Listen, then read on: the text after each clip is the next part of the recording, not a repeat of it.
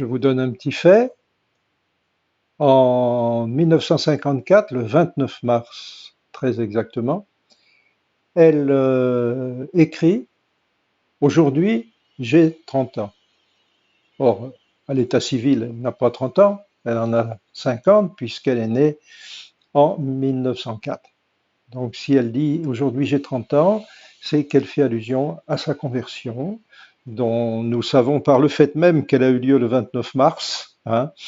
Aujourd'hui, j'ai 30 ans, et elle dit cet événement qui a complètement bouleversé sa vie et qui a refondé son existence, puisqu'elle était athée de manière radicale, hein, dans une conscience de la prégnance de la mort et de l'incapacité de l'homme à vaincre la mort.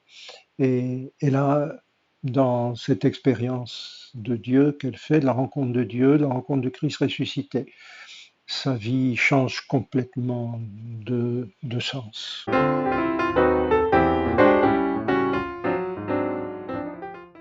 Alors, évidemment, c'est difficile de choisir, beaucoup de choses me touchent, mais si il faut dire une chose, ça serait cette capacité qu'elle avait de dire le vrai, de dire la vérité, euh, tout en gardant la relation d'amitié avec ses interlocuteurs. Et ça, c'est particulièrement visible dans ses relations avec les marxistes. Quand elle écrit Ville marxiste, terre de mission en 1957, elle ne fait absolument aucune concession au communisme, hein, et elle décrit de manière très concrète ce qu'elle voit se développer à Ivry-sur-Seine dans la stratégie et la tactique des marxistes. Et elle a peur que ce qu'elle dit là la coupe de ses amis. Elle le dit pourtant. Et son ami, M. Venise-Gosselin, qui était adjoint à la mairie aux affaires sociales, lui répond, après avoir lu le livre, il lui dit évidemment qu'il n'est pas d'accord avec ce qu'elle dit, mais qu'il respecte profondément son point de vue. Et là, elle est très soulagée et elle lui répond une lettre qui commence par «Cher ami fraternel».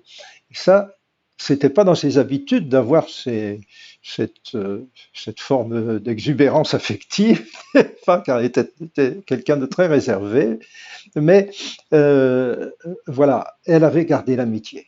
Et ça, pour elle, c'est fondamental, tout en disant la vérité. C'est une prophète du dialogue, au fond, hein.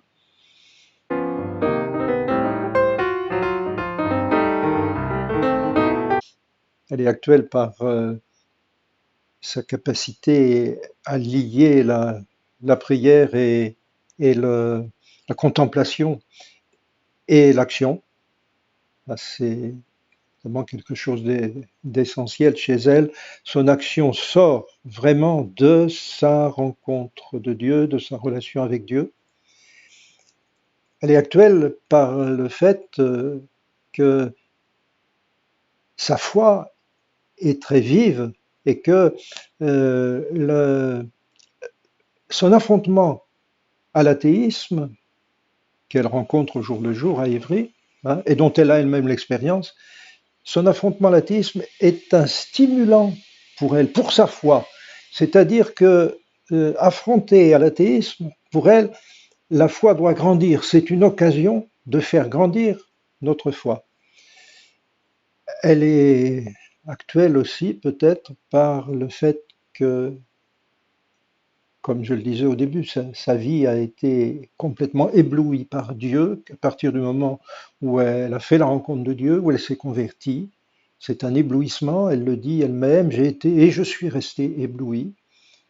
Et en même temps, elle a vécu une foi obscure, une foi jamais mise en doute, et pourtant une foi obscure, parce que Dieu est tellement grand qu'il aveugle en quelque sorte, comme le soleil, quoi, hein, comme le soleil. Et Et donc, elle parle de la lumière noire, une expression qu'elle emprunte, dit-elle au Père Love, mais qui vient de beaucoup plus loin.